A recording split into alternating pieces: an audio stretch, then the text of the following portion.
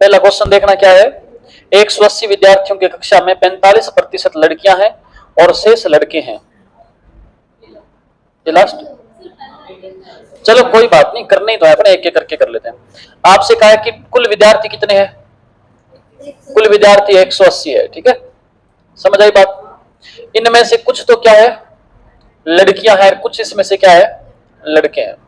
जो लड़कियां हैं वो कितना प्रतिशत है, 45% है, और जो लड़के हैं वो कितने प्रतिशत है, बोलो, वो है 55%। बात समझ आई कि नहीं आई। आप पहले ये देखो कि लड़के और लड़कियां है कितनी। तो आप देखो 180 का 45% निकालना था आपको। 180 का कितना प्रतिशत निकालना है, 45%। 0 से 0 कट जाएगा,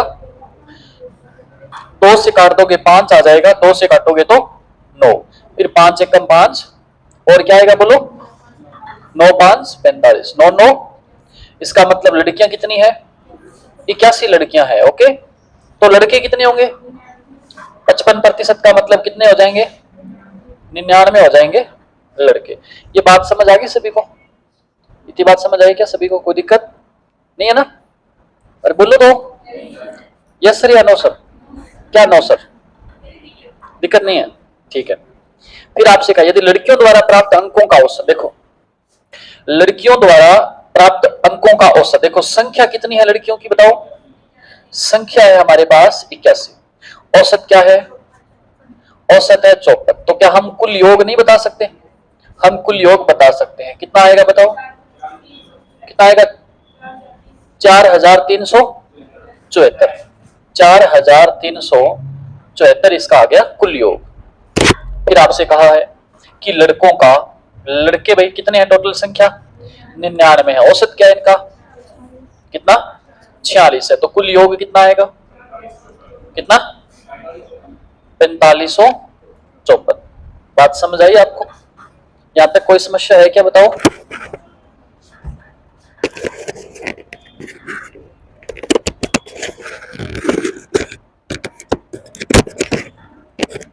यहां तक कोई समस्या नहीं है। अब आप देखो कि आपसे पूछा गया अलग अलग, तो आपको दे रखा है कि भाई लड़कियों का औसत इतना है, लड़कों का इतना है। आपसे पूछा है कि पूरी कक्षा का टोटल औसत बताइए कितना है। तो आप पूरी कक्षा की संख्या देखो कितनी है, पहले संख्या टोटल कितनी है 180, और कुल योग कितना है सभी का 8928। ये इसका टोटल क्या है, योग है। आपके पास राशियों की संख्या है, आपके पास राशियों का योग है, आपने औसत ज्ञात करना है। तो आप क्या करोगे, योग में संख्या का भाग दे दोगे, क्या आ जाएगा औसत आपके पास 49.6। ये आपके पास औसत आ जाएगा, यही आपसे पूछा था। समझ आ गई बात सभी को। ये प्रश्न तो इतना मुश्किल नहीं था, आसान सा क्वेश्चन था। आगे बढ़ते हैं। इसके बाद वो नोटबुक देना वापस मेरे पास जो पहले थी। ये भारी जाता है थोड़ा, मैं क्या बुढ़ा हो गया ना, अब इतना वजन उठाया नहीं जाता। हल्की सी बुक दिया करो मेरे को, ये ठीक है। फिर देखो, ध्यान दो, क्वेश्चन नंबर 2।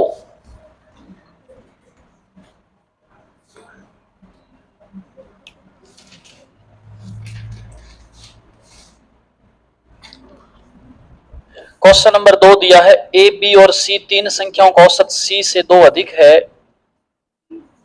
सी से कितना अधिक है, लिख लो क्वेश्चन, जिनके पास नहीं लिखा हुआ ये क्वेश्चन लिखो सभी। ए बी और सी तीन संख्याओं का औसत सी से अधिक, सी से 2 अधिक है। लिख रहे हो क्या सभी क्वेश्चन, जिनके पास, किन किन के पास नहीं लिखे हुए आप लिख लो बेटा क्वेश्चन। आप भी, आपके पास नहीं लिखा हुआ, लिख लिया, कर भी दिया। आप बेटा किसी के पास बैठ जाओ, थोड़ा सा आप इधर आ जाओ, इनके पास क्वेश्चन लिखा है तो इनसे देखते रहोगे साथ में, यहाँ आ जाओ। और सभी के पास लिखे हुए हैं। क्वेश्चन था कि ए बी और सी तीन संख्याओं का औसत सी से 2 अधिक है। ए और बी का औसत 48 है। यदि डी सी से 10 कम है तो सी और डी का औसत ज्ञात कीजिए। क्या इसका कोई है तरीका कि हम उत्तर निकाल दें,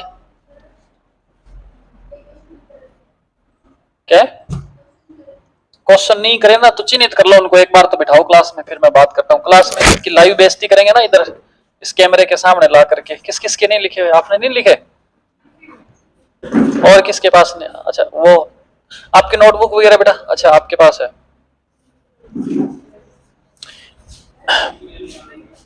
हाँ, आप ध्यान दो, ए बी और सी तीन संख्याओं का औसत।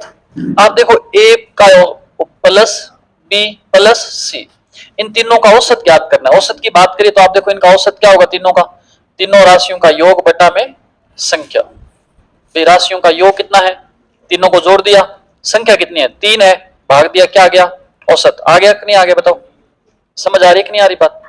फिर आपसे कहा है कि जो औसत है ना वो सी से 2 अधिक है, तो जो औसत आएगा वो क्या आएगा, सी से कितना अधिक आएगा, सी प्लस 2 आएगा। ये लिख दिया, कोई चक्कर, बताओ।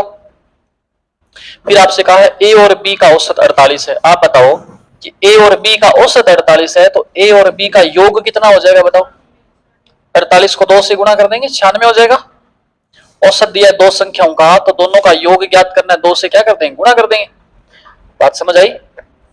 फिर क्या बोला है आगे, यदि डी सी से 10 कम है, जो डी है ना वो किससे कम है, सी से डी कम है, कितना कम है, 10 कम है। ये बात भी समझ आ गई आपको, कुछ है क्या, इसको एक बार छोड़ दीजिए। आप देखो ए और बी का मान, ए प्लस बी कितना दे रखा है, जहां ए प्लस बी है, क्या मैं वहां ये नहीं लिख सकता 96, लिख सकता हूं, नहीं लिख सकता, मैं यहां लिख देता हूं 96 प्लस कितना, सी बट्टा में कितना, बराबर क्या, सी प्लस 2 बट्टा में। बात समझ आई। अगर मैं इसको इससे गुणा करूंगा तो ये आएगा 96 प्लस सी, इधर गुणा करूंगा तो क्या आएगा, 3c प्लस 6, ये प्लस का 6 इधर जाके क्या हो जाएगा, माइनस का कितना हो जाएगा, ये क्या बचेगा 90, ये c इधर प्लस का इधर जाके क्या बचेगा, तो 1c बराबर क्या आ जाएगा, कितना आ जाएगा। बात समझ आई आपको। c का मान 45 है, c का मान कितना आ गया, बोलो, माइनस। अब देखो d की जगह ऐसा कौन सा मान रखें कि उत्तर क्या आए, 10 आ जाए। भाई 45 में से कितना घटाएं कि 10 आए, 35 घटाएं, वही डी का मान होगा। क्या पूछा आपसे, औसत पूछा, सी का मान आ गया कितना 45, डी का मान कितना आ गया 35, एवरेज पूछा है, सी और डी का औसत ज्ञात करना है, राशियों का योग बटा राशियों की, राशियों का योग ज्ञात करो, कितना आएगा 80 बट्टा में तो बराबर क्या आ जाएगा, औसत क्या आ गया 40। अच्छा क्वेश्चन था। नेक्स्ट क्वेश्चन देखो,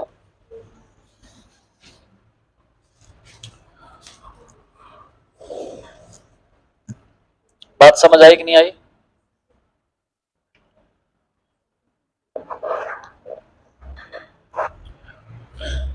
आगे बढ़ते हैं, इसके बाद नोट करना है क्या इसको, स्टैंडर्ड के क्वेश्चन है ये जो आपको मैंने दिए थे घर से करने के लिए। फर्जी क्वेश्चन किए बेटा, क्वेश्चन किया आपने घर पे, हो गए थे क्या सारे, ये वाला कर लिया था ये, चलो है 999 वाला नहीं हुआ, देखते हैं।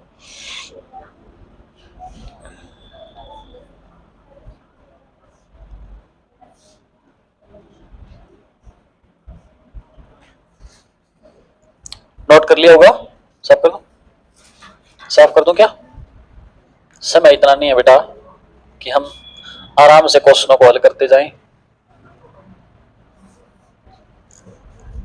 नेक्स्ट क्वेश्चन देखो, 3 नंबर क्वेश्चन है, पी क्यू आर एस और टी का मध्य 280 है। मध्य मतलब क्या होता है, औसत होता है। क्या कहा गया है, पी क्यू आर एस और टी, इनका औसत क्या है 280, इनका एवरेज है। पी आर और टी का औसत कितना है, मतलब इनका 500 का औसत है। अगर योग ज्ञात करना है तो मैं क्या करता हूं, इसको 5 से गुणा कर दूं, योग क्या आ जाएगा। इसका मतलब अगर मैं इन सभी को जोड़ना चाहूं तो क्या आएगा बताओ, 1400, ये इनका योग आ गया चारों 500 का। बताओ औसत दिया है, संख्या दे रखी है, योग ज्ञात करना तो संख्या को औसत से गुणा करते हैं। उसके बाद क्या कहा आगे, फिर आपसे कहा है पी आर और टी का औसत, जो पी है उसका, आर का और टी, ये तो दोनों, इनका औसत क्या दिया है 240। कितनी संख्याएं हैं, 3 से गुणा कर दो, क्या आ जाएगा कुल योग 720, 720 आ जाएगा। आपसे देखो पी आर टी कहाँ है, पी आर और टी, इन तीनों का योग कितना था? अगर मैं इनमें से 720 माइनस कर दो, पीछे क्या बचेगा बताओ? 680। ये मान किस किस का बचेगा? एक तो क्यू का बचेगा और एक एस का। पूछा है क्या आपसे? योग आ गया 680, दो संख्याओं का औसत पूछा है, 2 से भाग दे दो, कितना आएगा? 340 आंसर आ जाएगा। ये क्वेश्चन तो इतना मुश्किल नहीं था, इजी क्वेश्चन था। जिन बच्चों ने सारी क्लासें लगाई है वो इन प्रश्नों को आराम से कर पाएंगे। फिर क्वेश्चन देखो नेक्स्ट, क्रमागत 35 प्राकृत संख्याओं का औसत n है। अगर पहली 10 संख्या को निकाल दिया जाए और आगे की 10 संख्याओं को शामिल कर लिया जाए तो क्या होगा?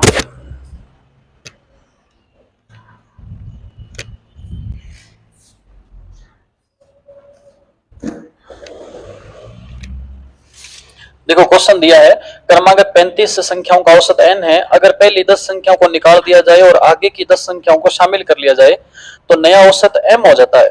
यदि m square minus n square बराबर 600 है तो 3m और 5n का औसत क्या होगा? ये कर लिया क्या आपने? कर लिया क्या? ये नहीं किया?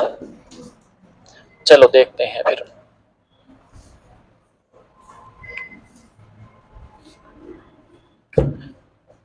ध्यान दें भाई, इस क्वेश्चन को हल करते हैं।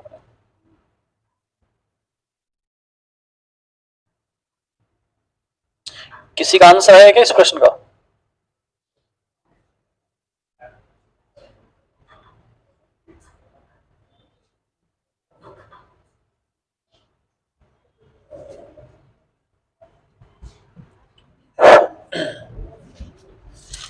एक चीज आप देखिए, एक चीज आपको बोला है कि 35 संख्याएं हैं जिनका औसत क्या है, कुछ भी औसत हो मान लीजिए आप, ठीक है।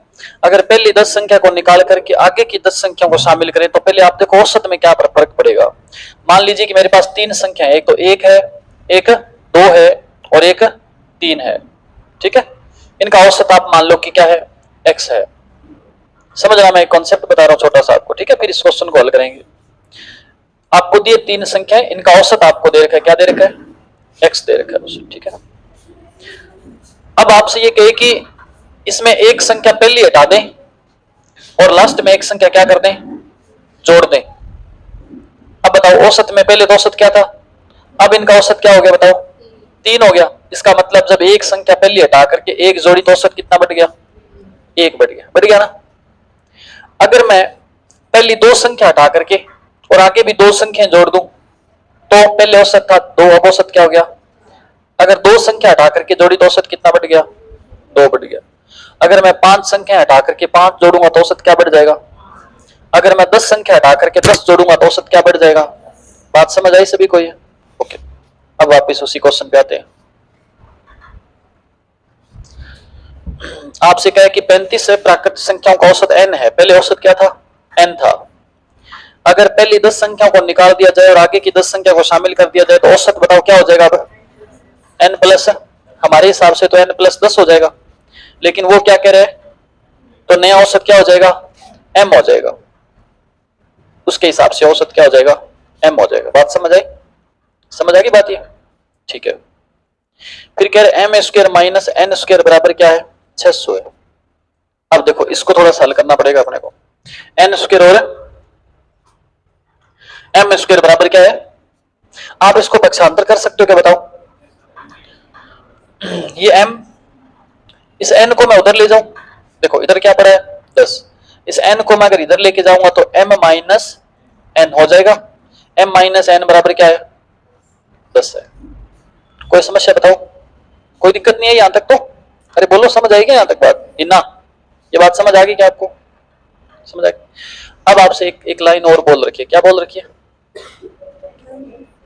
क्या बोला है? m square minus n square बराबर क्या है? 600 है। अच्छा, इस समीकरण को अगर मैं तोड़ूं तो क्या बन जाएगी? ऐसे सुना ना आपने, a square minus b square बराबर क्या होता है? इसका मतलब क्या होता है? a minus b, a plus यही तो होता है कि नहीं होता? तो m square minus n square बराबर क्या हो जाएगा? एम माइनस एन हो जाएगा एक तो, और एक क्या हो जाएगा? एम प्लस एन हो जाएगा। बराबर क्या है बताओ? ये बात भी समझ आ गई आपको? आगे समझ। एम माइनस एन बराबर क्या दे रखा है? तो मैं एम माइनस एन की जगह क्या रख दूं? 10 रख दूं। ये और गुणा में क्या है? एम प्लस एन बराबर 600। ये गुणा में उधर जाके क्या हो जाएगा? भाग में होगा तो 1 0 से, तो एम प्लस एन बराबर क्या आ गया? 60 आ गया। पूछा क्या आपसे? आपसे m का मान पूछा है, n का मान पूछा है ना। तो देखो आपके पास दो चीजें हैं। एक तो आपके पास ये है कि m माइनस एन बराबर कितना था? 10 था। एक आपके पास क्या है? m प्लस एन बराबर क्या है? 60 है कि नहीं है? दो समीकरण है ना। बस फिर क्या है आपके पास? एक तरीका सीधा है कि पहले तो दोनों को जोड़ के आधा कर दो, फिर दोनों को घटा के आधा कर दो। ये मैंने आपको पहले बताया था। अगर ऐसे नहीं समझ आता तो फिर आप क्या करो, सभी के चिन्ह चेंज कर दो। ये माइनस, ये भी माइनस, ये भी माइनस, ठीक है। प्लस माइनस कट जाएगा, ये क्या बचेंगे? माइनस के 2n। इधर माइनस के 60 है, प्लस के 10 है, तो ज्यादा किसके हैं? कितने ज्यादा है? 50 ज्यादा है। ये माइनस का है ना, तो यहाँ माइनस माइनस से माइनस कट जाएगा। n बराबर क्या आएगा? n बराबर 25 है, तो m बराबर क्या आएगा? m बराबर 35 आएगा। अभी टोटल 60 है, n 25 है, तो m कितना है? 35। तो यही आपसे पूछा था। बढ़िया क्वेश्चन था, आराम से आप इसको हल कर सकते थे। कोई है? आगे तो औसत पूछा है 3m, तो 3m को 3 से गुणा कर दो। n कितना है उसे गुणा कर दो, जोड़ के भाग दे दो, ठीक है।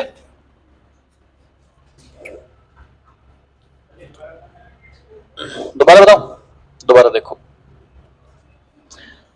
ध्यान दो, दोबारा देख लीजिए इसको। नोट करोगे? एक बार नोट करना तो कर लो, फिर बाद में फिर देखना ढंग से क्वेश्चन क्या है। n प्लस 10 बराबर आपको m दिया हुआ है ना, या नहीं दिया हुआ? दे रखा है ये तो।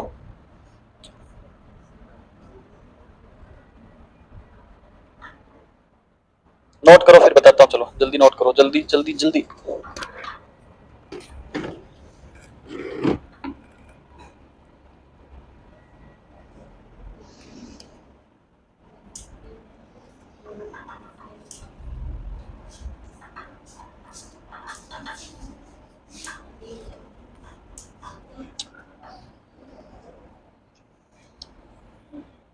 घर पे आपने इस क्वेश्चन को करा है तो ये आपको थोड़ा सा बढ़िया समझ आ जाएगा। बढ़िया बेटा, चेयर आगे, चेयर पड़ी है इधर। अगर आपने घर पे इस क्वेश्चन को नहीं किया है, ऐसी गुस्ताखी नहीं करी आपने कि क्वेश्चन को करें, तो फिर मामला गोल है। चेयर तो बेटा पड़ी थी इधर, स्पेशल चेयर लेके आए हो क्या आप अपने लिए? चलो ध्यान दो, दोबारा बताता हूं मैं इस क्वेश्चन को। जिन्होंने नहीं समझा है, समझ नहीं आया, वो तो समझ लीजिएगा।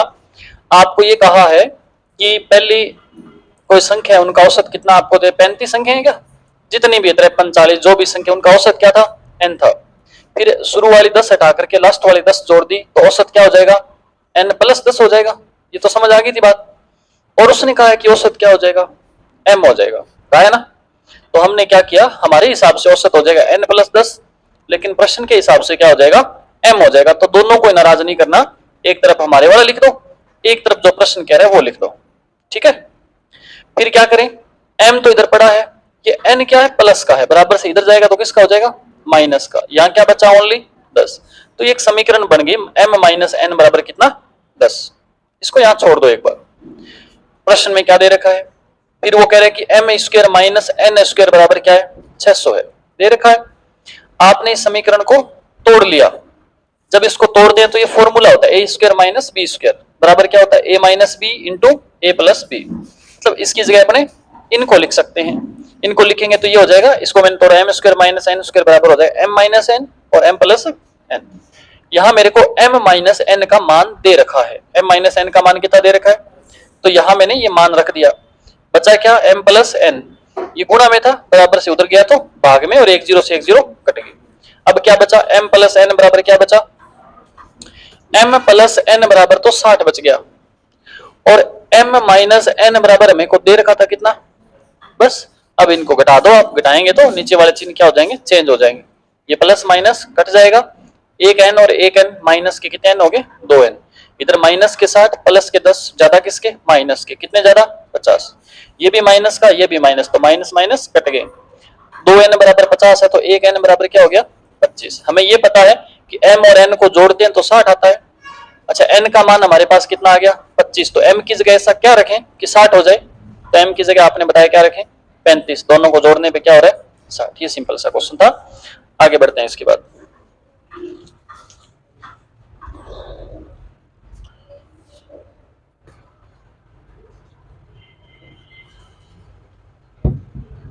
ध्यान दो, क्वेश्चन नेक्स्ट दिया है आपको, a b c d e f g लगातार सम संख्याएं हैं, फिर आपको दिया है लगातार विषम संख्याएं जे के एल एम एन ये है, और आपसे पूछे इन सभी संख्याओं का औसत क्या होगा, इन सभी संख्याओं का औसत आपसे पूछे, बताओ किया क्या ये आपने, कितना आंसर आया था, है? आया नहीं आंसर,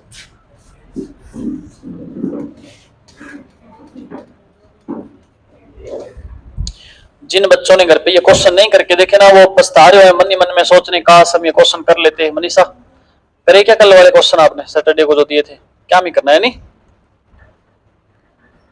पढ़ते नहीं हो बेटा घर पे, मेहनत नहीं करोगे तो कैसे पार पड़ेगी। आपसे कहा a b c d e f g, ऐसे बोला है a b c d e f और जी, ठीक है, और क्या बोला आपसे है, थे बोलोगा नहीं, इतने लोगों की बरात चढ़ जाएगी, जे के एल एम एन, जे के एल एम और एन ये संख्याएं हैं। फिर आपसे कहा है ये तो लगातार क्या है सम संख्याएं, वो लगातार क्या है विषम संख्याएं हैं। नया औसत आपसे पूछा है सभी संख्याओं का टोटल औसत क्या होगा। आप मेरे को बताओ अगर मुझे इन संख्याओं का औसत निकालना हो तो कितना आएगा बताओ। औसत का मतलब क्या होता है, बिल्कुल बीच की संख्या, तो इनमें बिल्कुल बीच में क्या है, इसका मतलब इनका औसत क्या हो गया, औसत आप कहोगे गुरुजी क्या हो गया, डी हो गया। और ये संख्या कितनी है बताओ, संख्या कितनी है, ये 7 है। बात समझ आ रही है? क्या मैं इनका योग ज्ञात कर सकता हूं, योग अगर ज्ञात करना हो तो क्या होगा, औसत को संख्या से गुणा करो, क्या आएगा 7d। बात समझ आई? इसी प्रकार इन संख्याओं का औसत बताओ क्या होगा, औसत बिल्कुल बीच की संख्या क्या होगा l। संख्या कितनी है, संख्या कितनी है 5। बात समझ आई? तो बताओ इनका योग क्या होगा। अरे योग का मतलब क्या होता है, औसत को संख्या से गुणा करना होता है ना, औसत को संख्या से गुणा करेंगे क्या आएगा 5l आएगा। बात समझ आई? आपसे क्या पूछा है कि इन सभी संख्याओं का टोटल औसत बताओ क्या होगा, तो सभी संख्याओं का टोटल योग क्या होगा। पहले तो ये देखो इधर क्या है 7d और इधर क्या है, तो योग क्या हो जाएगा 7d प्लस 5l हो जाएगा, होगा ना। राशियों का योग बटा में राशियों की संख्या बताओ, इधर कितनी है 7 और इधर कितनी है, कितनी होगी संख्या। ये इस प्रश्न का क्या आ गया, आंसर आ गया। यही क्या है इस प्रश्न का आंसर आया। समझ आई क्या बात?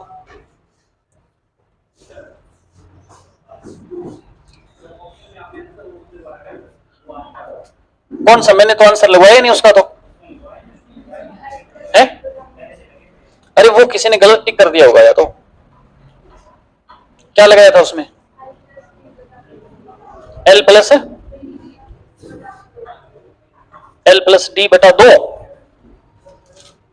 गलत है। ये था क्या ऑप्शन में, ये ऑप्शन में था क्या, यही आएगा इसका आंसर।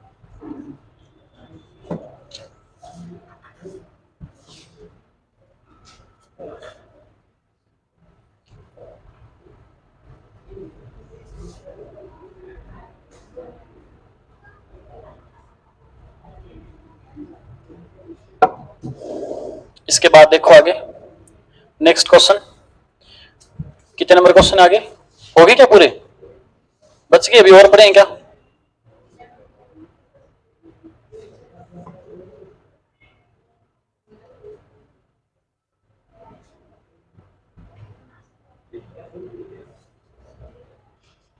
क्या दिया है आपको,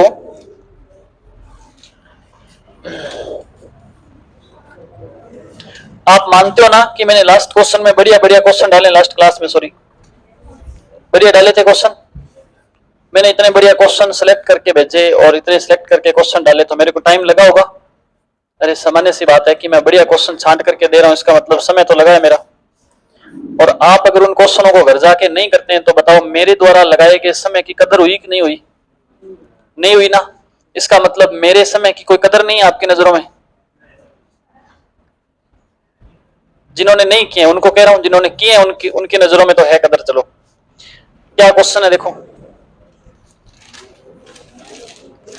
आपसे कहा है कि संख्या क्या है भाई, पहले तो 9 है, फिर क्या है 99, फिर क्या है 999 है, फिर इस प्रकार से संख्याएं चलती जा रही है। और लास्ट में क्या है, कितनी बार 9 है,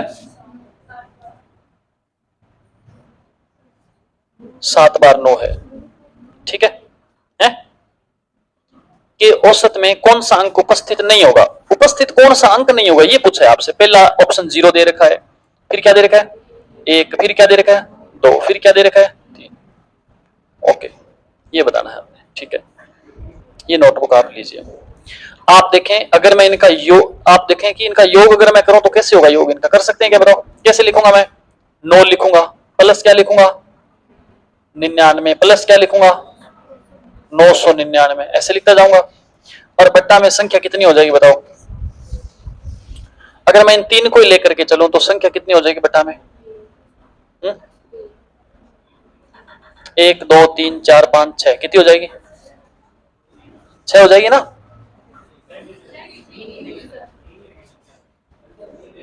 संख्या 3 होगी बेटा। देखो आपने टोटल ये देखना, यहां देखो ये कितनी बार लिखा हुआ है 1 2 3 4 5 6 7, 7 बार लिखा है ना। इससे पहले कितनी बार लिखा हुआ 6 बार, इससे पहले 5 बार, फिर 4 बार, फिर 3, फिर 2, फिर 1। तो इस प्रकार से टोटल संख्याएं कितनी हो जाएगी बताओ? 7 संख्याएं हो जाएगी। संख्या टोटल क्या होगी 7 होगी। ठीक है सर, हो जाएगी, कोई दिक्कत नहीं। अब इनमें आपसे कहा है, अच्छा बोला क्या गया, क्या पूछा गया आपसे है? अच्छा, इनमें से कौन सा अंक ऑप्शन में या उत्तर में नहीं आएगा, मतलब आंसर जो आएगा उसमें इनमें से क्या नहीं आना चाहिए? तो इनमें से क्या नहीं आना चाहिए, कैसे कैसे करें इसको बताओ? ये तो बहुत औखा प्रश्न हो गया।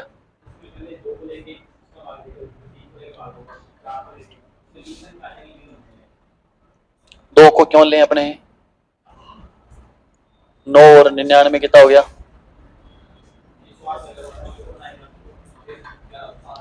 देखो एक आपके दिमाग में चल रहा है कि हम सभी को जोड़ लें, तो वो तो गलत बात हो जाएगी। सभी को जोड़ करके तो हम नहीं करेंगे, उसका कोई लॉजिक तो और अपने बनाना पड़ेगा। अभी भी बनाते हैं अपने, लगाओ आप भी दिमाग लगाओ, इतने सारे दिमाग लगेंगे तो इसका कोई ना कोई लॉजिक बन जाएगा, बन जाएगा ना। तो लगाओ दिमाग लगाओ कि इसको कैसे हम कर सकते हैं।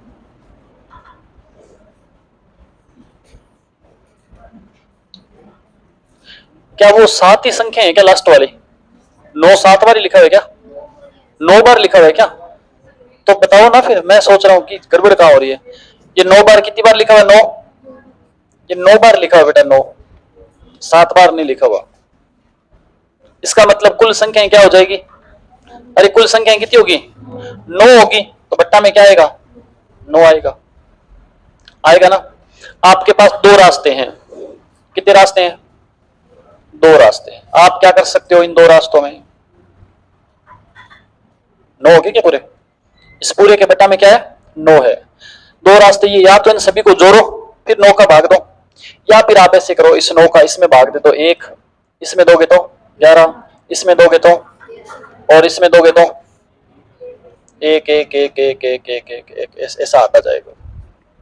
ठीक है, जब आप इन जोड़ोगे सभी को, पहले 1 को जोड़ोगे, फिर 11 को, फिर ऐसे ऐसे ऐसे जोड़ते जाओगे तो आंसर क्या आ जाएगा देखो?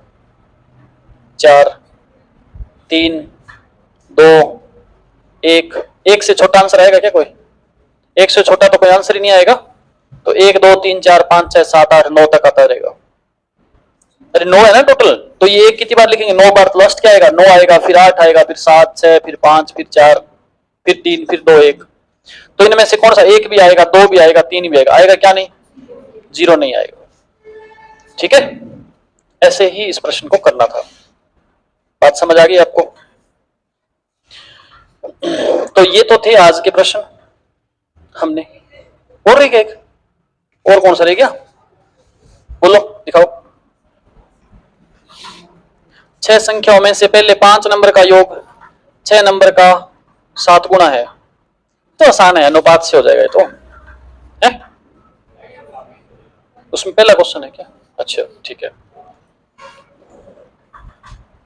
देखो बेटा, अगर कोई विद्यार्थी जिसने औसत के पहले वाले क्वेश्चन नहीं लगाए हैं और वो ये सोच करके बैठा है कि भाई मैं आज वाली क्लास समझ लूंगा, तो मैं मानता हूं कि उसने गलत सोचा है ऐसा। ठीक है, क्योंकि औसत के बेसिक क्वेश्चन से लेकर के मैंने कम से कम 2-2 घंटे की क्लासें और कितने दिन से लगाई है? 6-7 दिन से लगा रहा हूं ना। आज शायद कितनी क्लास है? 7वीं क्लास है आज। तो इतने दिनों में मैंने कितने सारे क्वेश्चन करवाए होंगे आपको औसत के, और इतने सारे क्वेश्चन अगर आपने नहीं किए और फिर आप ये लास्ट वाली क्लास देख रहे हैं डायरेक्ट, तो समस्या आपके जीवन में आएगी कुछ समय के लिए। तो आपको फटाफट क्या करना चाहिए? पहली क्लास पे जाकर के स्टार्ट करनी चाहिए, फिर यहाँ आना चाहिए।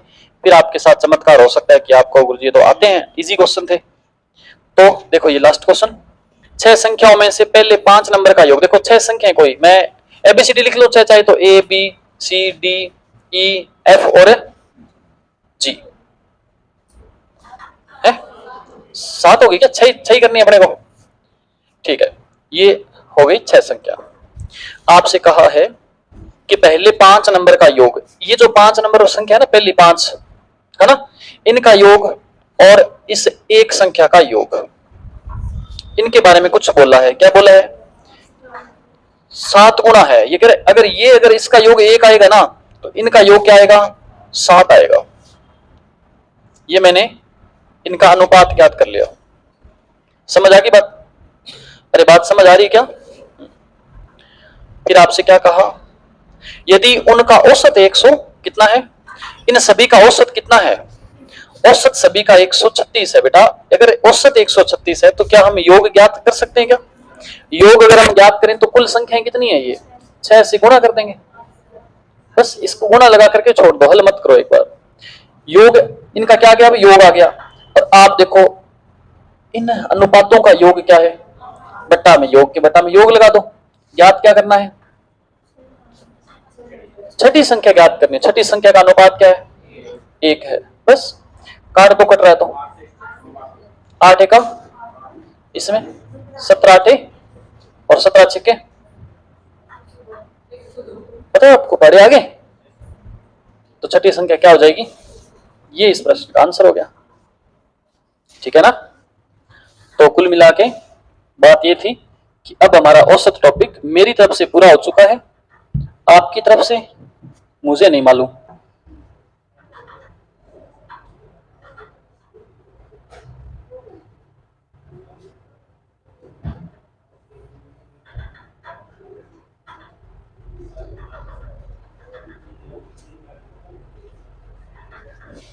अब हम नया टॉपिक स्टार्ट करेंगे। अब हम क्या करेंगे? नया टॉपिक स्टार्ट कर रहे हैं, और नए टॉपिक में हम क्या पढ़ेंगे पता आपको? हम आज शुरू करेंगे संख्या पद्धति स्टार्ट करेंगे भी। ठीक है, ये इसलिए भी क्योंकि पुराने वाले बच्चों ने संख्या पद्धति नहीं पढ़ी ना, तो संख्या पद्धति को भी हम 2-3-4 पार्टों में बांट करके पढ़ेंगे, अलग अलग पार्ट करके पढ़ेंगे। ठीक है, पहले तो आप सभी हेडिंग डाल लो, संख्या पद्धति लिख लो, और ये विश्वास रखें और ये प्रण भी लेना पड़ेगा कि इस संख्या पद्धति को पूरा होने में कम से कम 10 दिन लगने वाले हैं।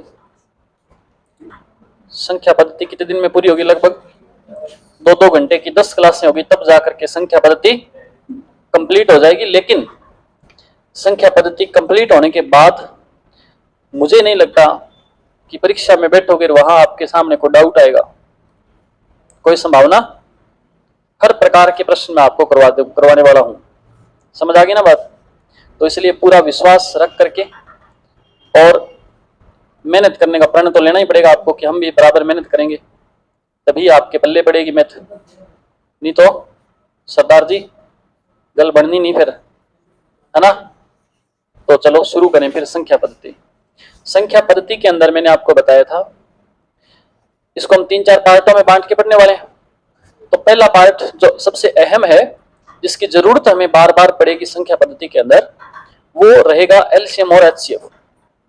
एलसीएम एचसीएफ के अंदर बेसिक क्वेश्चन आपको आते हैं, लेकिन फिर भी थोड़ा सा मैं एक बार बताऊंगा। एलसीएम एचसीएफ में भी बहुत स्टैंडर्ड के क्वेश्चन तैयार किए मैंने, तो वो भी मैं आपको देने वाला हूं फ्री के अंदर।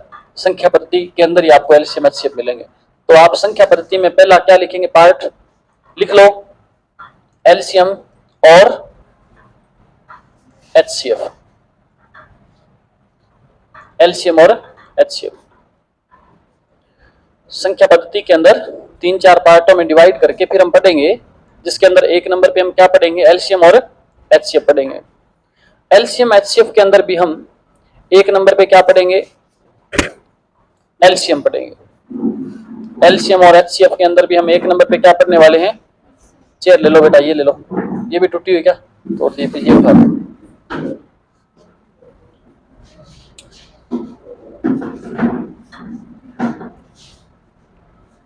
ओके, गेट बंद कर दो बेटा उधर से ना, बार बार डिस्टर्ब हो रहा है, मेरी नजर बाहर जा रही है, कोई आता है तो फिर मैं उधर, बस आहिस्ता ही बंद करो इसको, ज्यादा नहीं। अब ध्यान दो सभी, अब सुन लो बेटा ढंग से और बढ़िया से समझ लेना, ठीक है ना। नया टॉपिक है बिल्कुल। जिन बच्चों ने गणित कभी जिंदगी में नहीं सीखी और उनको लगता था कि मुझे गणित आएगी ही नहीं, विशेष रूप से मेरा जन्म उन बच्चों को गणित सिखाने के लिए हुआ है, ध्यान रखना, ठीक है ना। ये मैं मानता हूं, क्योंकि ऐसे बहुत सारे केस मेरे जीवन में आए थे, जो आते ही सबसे पहले ये कहते, गुरुजी माने गणित कौन आवे, मैं तो 10वीं बाद में सीखी कौन, 10वीं में हमारा पूरा नंबर आया। और जब वो बैच पूरा होने के बाद जब जाने लगे, तब उनकी मैथ इतनी शानदार थी कि आरएस के एग्जाम में 5 क्वेश्चन आते हैं, वो भी 5 के 5 सही करके आए हुए विद्यार्थी हैं। ऐसे गणित उन्होंने सीख ली थी। लेकिन उसके लिए जरूरी क्या है, आपको प्रैक्टिस उसकी साथ साथ में जैसे जैसे मैं बोलूंगा वैसे वैसे आपको करनी पड़ेगी, अन्यथा आपको कुछ भी प्राप्त होने वाला नहीं है। तो एलसीएम का मतलब क्या होता है, देखो एक मैं संख्या लिख रहा हूं आपके सामने, मैंने लिखा 36, 36 बड़ी हो जाएगी संख्या, चलो मैंने लिखा 8, क्या लिखा 8, और मैंने एक संख्या लिख दी आपके सामने 6, ठीक है। अच्छा, एलसीएम का मतलब होता है, मतलब पता है एलसीएम का क्या होता है, हमें ऐसी कोई संख्या देखनी, हेडिंग डालो बेटा सभी, नोटबुक खोल लो, कोई दिक्कत नहीं है, पेन रख लो उसके अंदर, जब भी मैं बोलूं लिखने के लिए तो आप तुरंत उस चीज को नोट करेंगे। एलसीएम का मतलब क्या होता है, एक देसी भाषा में अगर हम बोलें, मैंने कई बार बोले ना आपको कि आप बताओ 20 और 5 का एलसीएम क्या आएगा, तो आप क्या करते हैं, ऐसी कोई संख्या देखते हैं जिसके अंदर 20 का भी भाग जाता हो, जिसके अंदर 5 का भी भाग जाता हो। लेकिन शर्त क्या है कि वह संख्या छोटी से छोटी, जितनी छोटी संख्या आप ले सकते हो उतनी छोटी होनी चाहिए, समझे ना। बड़ी तो बहुत होती है, मैं बताऊंगा बड़ी संख्या कितनी हो सकती है, लेकिन छोटी से छोटी कैसे। तो 8 और 6 का एलसीएम अगर हम ज्ञात करें, 8 और 6 का क्या ज्ञात करें, एलसीएम। आप देखो 8 के पहाड़े में कौन सी संख्या आती है, 16, फिर क्या आती है, फिर है, फिर क्या आया, यहां तक मैं लिखता हूं एक बार। 6 के पहाड़े में क्या आती है, फिर फिर फिर फिर फिर फिर फिर 48।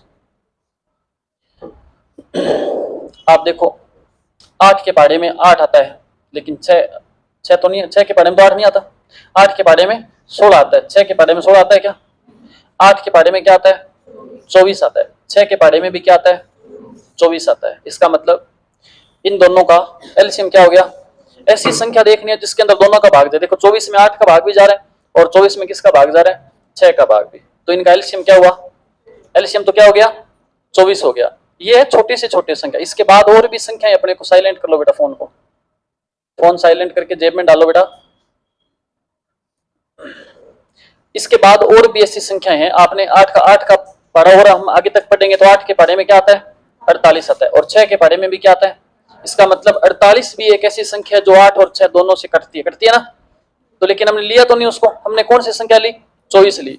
क्यों ली, क्योंकि शर्त क्या होती है एलसीएम की, हमें छोटी से छोटी संख्या देखनी होती है, इसके बाद कितनी भी बड़ी संख्या कितनी भी आए सबकी सब भाड़ में जाए, हमें कोई लेना देना नहीं। तो एलसीएम क्या हो जाएगा इसका, 24। दूसरा जो तरीका है आपका, जो बेसिक तरीका है, जिस तरीके से आप इस एलसीएम एचसीएफ को हल करते हैं, वो 8 और 6 को इस प्रकार से आप लिखते होंगे, 2 से डिवाइड करेंगे क्या आएगा, फिर 2 से डिवाइड करेंगे, फिर 2 से डिवाइड करेंगे, फिर 3 का 3 इधर, फिर 2 से करेंगे 1, फिर 3 से करेंगे तो गुणा करेंगे 3 दूनी 6, 6 दूनी 12, 12 दूना 24। एलसीएम आ जाएगा इसका 24। ठीक है, आप ऐसे भी इसको याद कर सकते हैं। ठीक है, फिर देखें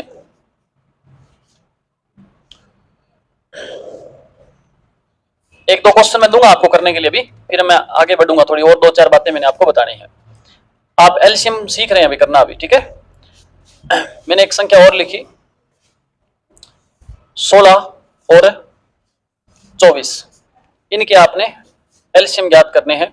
तो आप क्या करोगे, 16 के टुकड़े करो आप। 16 के टुकड़े क्या होते हैं देखो, 2 दूनी 4 दूनी 8 दूनी, 2 के टुकड़े करोगे यही तो आएंगे, और 24 के टुकड़े करोगे तो क्या आएंगे, 2 दूनी 4, 4 दूनी 8, आगे फिर 2 लिखो, क्या आएगा 3। कैसे आया देखो ये, अब मैं अभी तक हमने टॉपिक शुरू नहीं किया, मैं आपका दिमाग थोड़ा सा ये सोच रहा हूँ कि आप खुद का दिमाग भी थोड़ा चलाएं। इधर मैंने 16 किया है, भाज्य गुणनखंड किए हैं, देखो कैसे किए हैं, 2 का भाग दिया 8 आया, फिर 2 का भाग दिया, फिर 2 का भाग दिया, फिर 2 का भाग दिया, 4 बार 2 है तो मैंने 4 बार 2 लिखा है यहाँ पे। ठीक है ना, इसी को टुकड़े करके लिखे। इधर 24 है, इसके भी मैंने भाज्य गुणनखंड किए हैं, तो 2 का भाग दिया कितना आया, फिर 2 का भाग दिया, फिर 2 का भाग दिया, फिर 3 का भाग दिया, तो 2 तो कितनी बार है, 3 बार, और 1 बार क्या है 3 है। समझ आई बात आपको? ठीक है,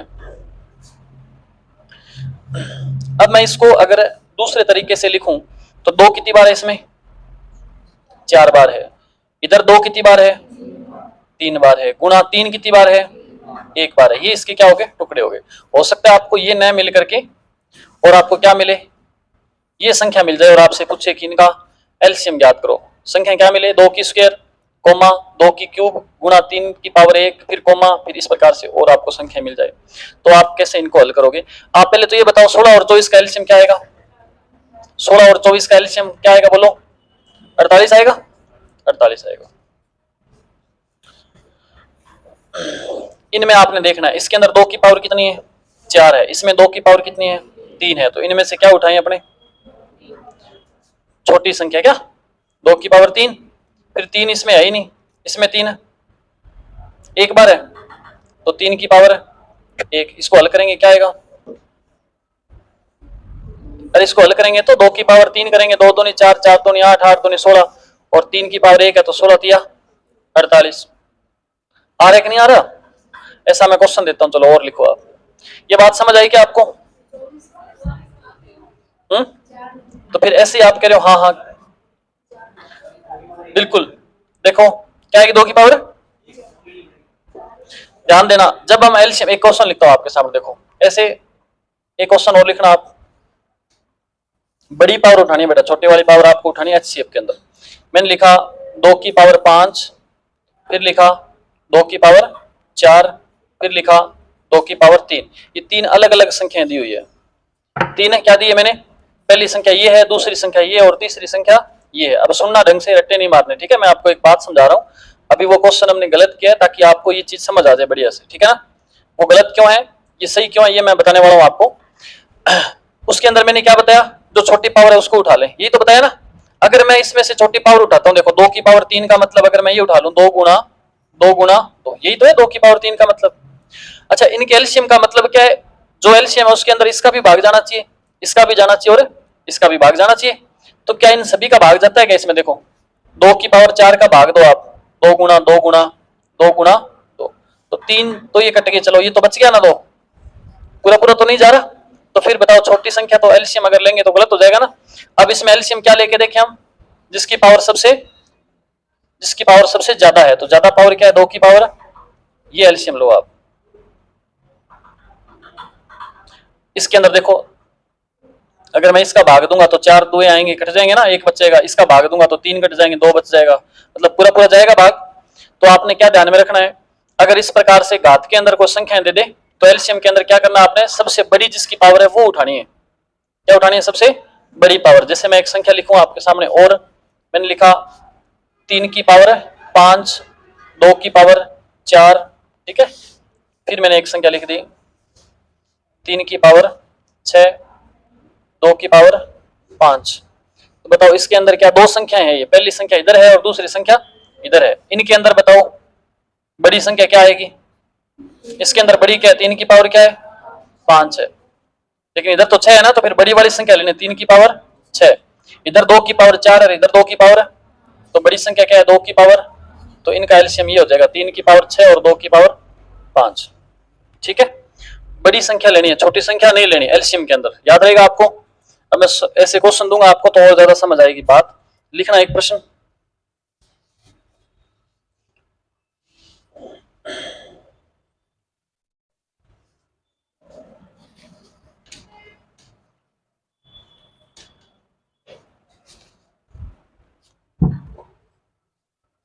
क्वेश्चन लिखो 3 की पावर 4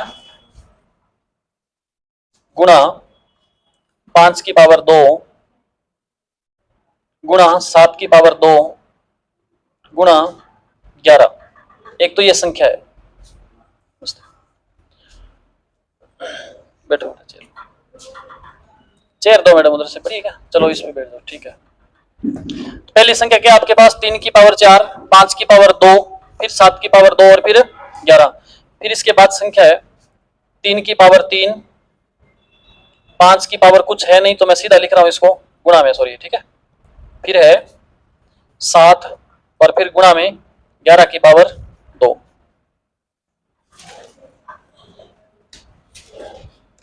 फिर संख्या है आगे और लिखी हुई है 3 की पावर 2 गुणा 5 की पावर 3 गुणा 11 की पावर 4।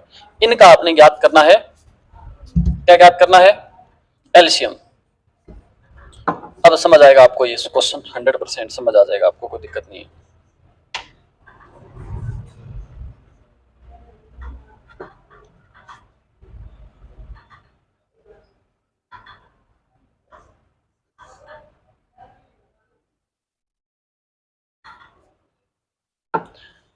देखना सभी, निकला क्या आंसर? देखो पहली संख्या क्या है हमारे पास? ये है, ठीक है। दूसरी संख्या ये है और तीसरी संख्या ये है। ज्ञात क्या करना है इसके अंदर? एलसीएम ज्ञात करना है। एलसीएम का मतलब जिसकी पावर सबसे ज्यादा है वही उठानी है। आप देखो यहाँ 3 की पावर कितनी है?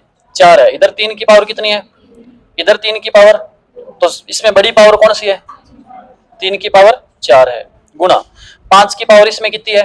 2 है, इसमें 5 की पावर 1 मानी जाएगी। इसमें 5 की पावर कितनी है? तो बड़ी कौन सी? 5 की पावर 3। इधर 7 की पावर क्या है? इधर 7 की पावर, इधर 7 है ही नहीं, तो बड़ी पावर कौन सी है? 7 की पावर 2 है। फिर क्या बचा?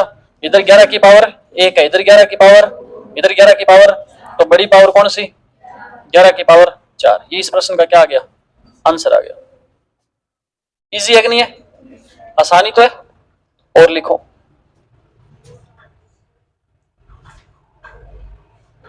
अब की बार जिससे पूछूं वो बताना है। नोट कर लो बेटा क्वेश्चन। संख्या पद्धति टॉपिक शुरू किया हमने अभी 5-7 मिनट हुए हैं, अब 5 मिनट लेट हैं, कोई बात नहीं। तो पहला क्वेश्चन है ये, ठीक है। इस प्रकार से संख्याएं दे रखी हो तो एलसीएम और एचसीएफ हमने ज्ञात के ऊपर हेडिंग डाल लेना। क्या शुरू किया हमने? एलसीएम व एचसीएफ ज्ञात करना।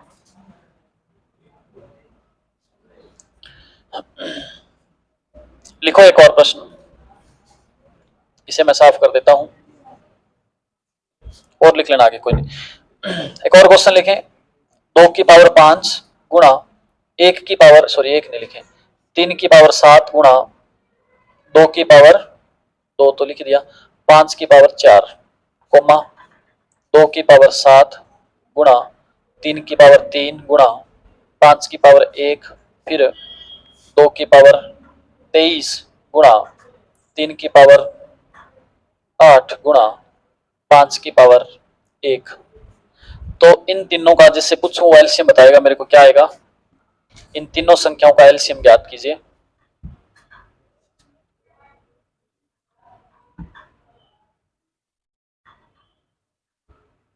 सभी विद्यार्थी इसका आंसर जल्दी से निकाल करके अपनी कॉपी में लिख दें।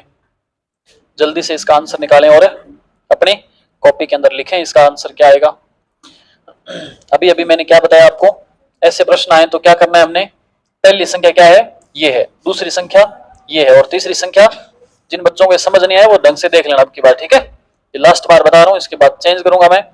आप यहां देखें 2 की पावर कितनी है 5, इधर 2 की पावर कितनी है, इधर 2 की पावर कितनी है, तो कौन सी पावर बड़ी है 23 बड़ी है, तो 2 की पावर तो क्या आएगी 23 गुणा, फिर 3 की पावर यहाँ कितनी, यहाँ 3 की पावर, यहाँ 3 की पावर, तो बड़ी कौन सी पावर 3 की पावर 8, फिर 5 की पावर, 5 की पावर उधर भी एक, तो बड़ी कौन सी 5 की पावर 4। आंसर आ गया, ठीक है। फिर से लिखो,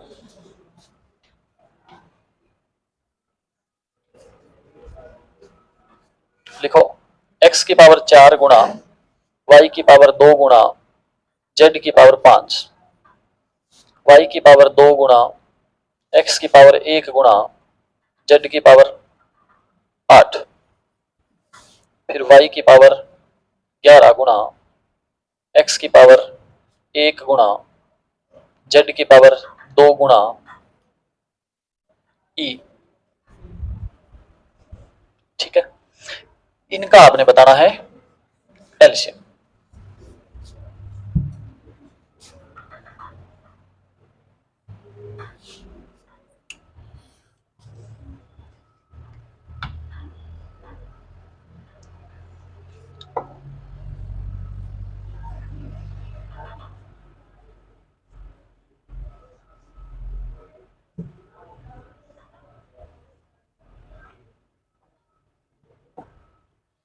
बता पाओगे क्या, कितना आएगा बोलो, क्या आएगा दिखाओ।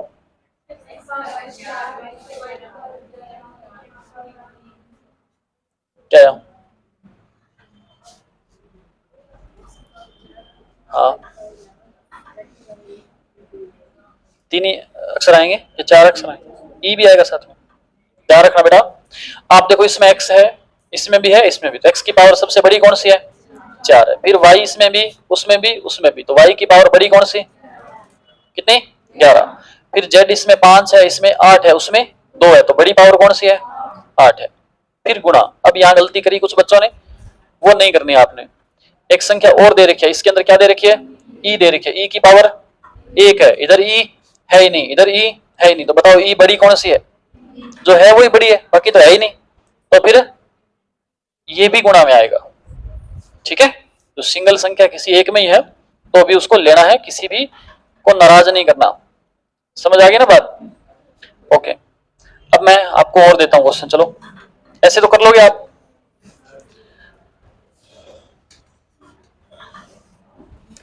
आप लिखो क्वेश्चन, चलो ये मेरे को करके बता दो थोड़ा सा, 24 और 36 का एलसीएम,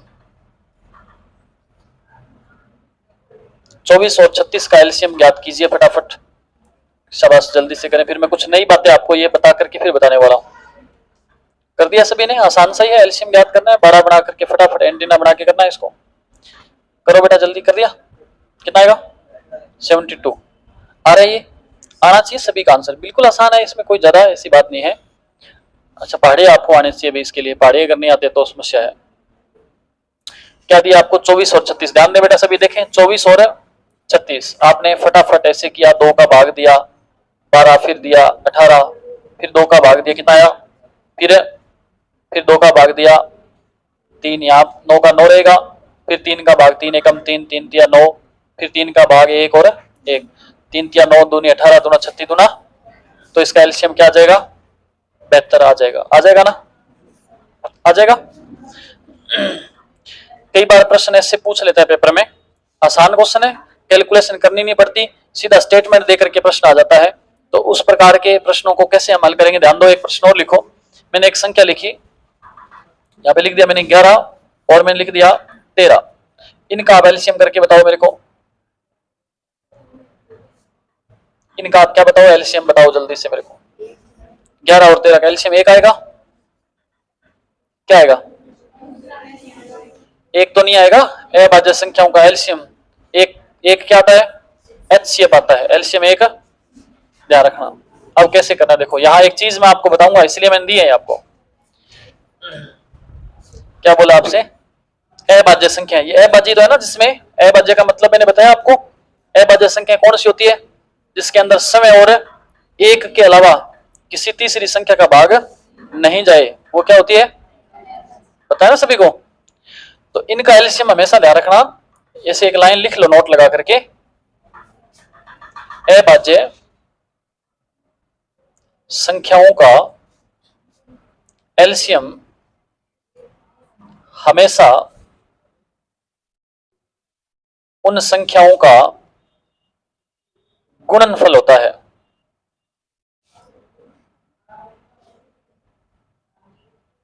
क्या होता है? हमेशा उनका गुणनफल होता है, ध्यान रखना।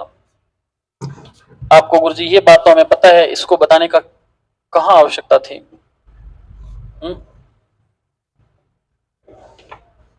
लेकिन इसकी जरूरत पड़ेगी अभी आगे, याद रखना ये लाइन। अभी मैं इसी बेस पे मैं अभी जस्ट आपको क्वेश्चन नहीं करवाने वाला, ठीक है? थोड़ी देर बाद मैं इस पे एक क्वेश्चन करवाऊंगा, फिर देखूंगा आपको याद रहता है कि नहीं रहता। क्या है? दोबारा देख लो, अभाज्य संख्या है ना, इनका एलसीएम हमेशा क्या होगा? इनका गुणनफल। कैसे होगा? मैं एग्जांपल भी बता देता हूँ, ये हल करके। 11 और 13, तो कौन सी संख्या का भाग जाएगा? पहले देखो, छोटी से छोटी, 2 का भी नहीं, 3 का, 5 का, 7 का, किसी का नहीं, 11 का ही तो जाएगा। 11 एकम 11, 13 में जाएगा ही नहीं। फिर 13 का भाग दो, 1, और 13 एकम 13। अब क्या करें? इनको गुणा करना है 11 को 13 से, तो ये यहाँ डायरेक्ट भी तो कर सकते थे हम। इसका मतलब जब अभाज्य संख्या आ जाए तो फिर क्या करना है हमें? उनका केवल गुणा ही करना है। गुणा करने पे जो आएगा वही क्या होगा? एलसीएम आएगा। ठीक है, समझ आ गई क्या बात आपको? एक क्वेश्चन लिखो। अच्छा, इसी बेस पे मैं क्वेश्चन आपको बाद में, पहले एक और लिखो क्वेश्चन, आसान क्वेश्चन बीच में देता हूं आपको। लिखो 96, 136, 504। क्या लिखो? 96, 136 और 504 का ज्ञात करना है एलसीएम। 96, 136, सॉरी 34 लिख दिया मैंने, 136 है बेटा यहाँ। 96, 136 और 504, इनका आपने एलसीएम, लघुत्तम समापवर्तक भी बोलते हैं इसको हिंदी वाले, ध्यान रखना। कि अंग्रेजी वाला आप रट लो और हिंदी में पता ही नहीं, नाम हिंदी में आ जाए तो क्या बोलते हैं इसको? लघुत्तम समापवर्तक।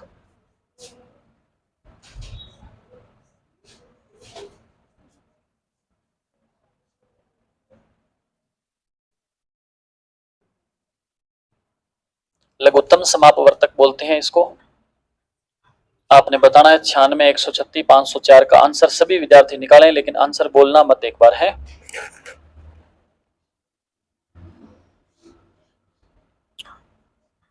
अभी आपको थोड़ी थोड़ी ऐसे लग रहा है कि मेहनत करनी पड़ रही है आपको।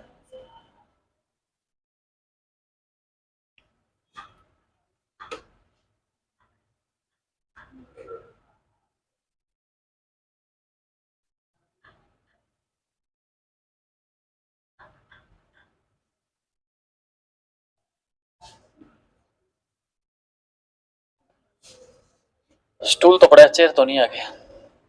चेयर दे दो बेटा, आपके पास एक्स्ट्रा है तो उधर पड़ी है क्या?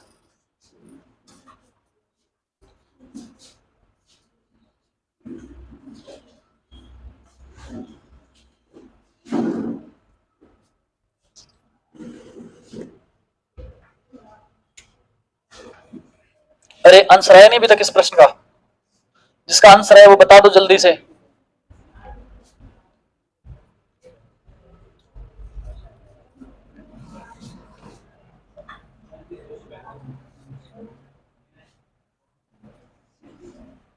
अच्छा, इसका क्या आएगा? नहीं आया आंसर अभी तक? कितना आया? 34,272 आ रहा है क्या सभी का? ये देखो बेटा, ऐसे करना है इसको बड़ा। मैंने जानबूझ के बड़ी संख्या दी था कि आप थोड़ा सा कई देर से आलस हो रहा था ना आपके अंदर, तो आप थोड़ी कैलकुलेशन करो, थोड़ा हार्डवर्क करोगे तो आलस दूर हो जाएगा, इसलिए। और इसमें कोई ज्यादा वो बात नहीं। 96, फिर 136 और फिर 504। देखो सबसे पहले किसका भाग दिया आपने? 2 का। क्या आया बोलो? कितना आएगा? 48। फिर 2 का भाग दिया। अच्छा, एक चीज आप और कर सकते हैं इसके अंदर। वैसे 2 का है भाज्य संख्याओं का भाग देना होता है, लेकिन आप ऐसी संख्या का भी भाग दे सकते हैं जिसका इन सभी के अंदर भाग पूरा पूरा जाता हो। ऐसी कोई संख्या है क्या जिसका सभी में भाग पूरा पूरा जाता हो? अगर कोई दिख रही हो आपको ऐसी संख्या। 12 का भाग जाता है क्या सभी में? 12 का नहीं जाएगा। 16 का, 8 का, 8 का भाग तो जाएगा सभी में। देखो देखो करके देखो, आपने 8 का भाग दिया तो क्या आया? 12 8 96। इसमें 8 का भाग दोगे तो क्या आएगा? 17 8 136। इसमें 8 का भाग दोगे तो बोलो बोलो जल्दी। 8 क्या आएगा? 63 आएगा पक्का। 8 3 24, 8 6 48, ठीक है। अब ये दिक्कत है कि यहाँ अभाज्य संख्या आगे ना, तो ऐसी कोई संख्या नहीं है जिसका तीनों में भाग जाता है क्या? कोई नहीं है ना। तो अब हमें क्या करना पड़ेगा? अच्छा, जब तक ये अभाज्य संख्या नहीं आई ना तब तक भाग देते रहो। 3 का भाग दे दो, दोनों में जा रहा है ना, इनमें 3 का इसमें भाग क्या जाएगा?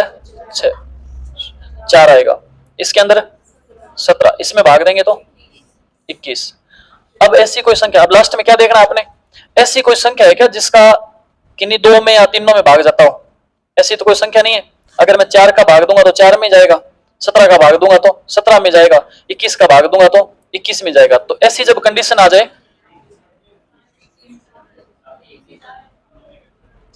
किसमें किसका जा रहा है? 3 का जा रहा है तो, लेकिन 3 का किसी और में तो नहीं। ऐसे तो इसमें भी 2 का जा रहा था, पहले 2 का भाग दो फिर 2 का दो, तो ये 4 को लेके चलेगा, औरों को तो साथ में नहीं लेके चलेगा। इसमें 3 का भाग दोगे तो 7 आएगा, फिर 7 का भाग दोगे तो 1 आएगा, मतलब इस एक में ही जाएगा। ऐसी कोई संख्या तो नहीं है जिसका इन तीनों में जा रहा हो भाग, नहीं है ना। तो फिर आप क्या करोगे? 8 को 3 से गुणा, फिर 4 से गुणा, फिर 17 से, फिर 21 से, बस ये है भाज्य टुकड़े हो गए इनके, इनसे गुणा कर दो, आपका एलसीएम आ जाएगा। समझ आई क्या बात? मैं जो चीज बताना चाह रहा हूँ वो बात समझे क्या आप? या फिर आपको वो है 2 का भाग दो, फिर 2 का दो, फिर 2 का, फिर 3 का, फिर 7 का, फिर ऐसे देते रहो भाग, आ ही जाएगा लास्ट। लेकिन ये चीज तो आपको थोड़ा सा जो एक्स्ट्रा दिमाग आपने बचा के रखा है ना बुढ़ापे के लिए, उसको भी यूज भी करना पड़ेगा, तब ये बात समझ आएगी आपको। गुणा करने पे क्या आएगा इनको? देखो सही आ रहा है क्या कि मास्टरी गलत हो जाए? देखो गुणा करके,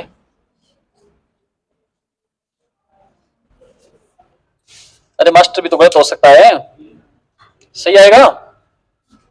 ठीक है।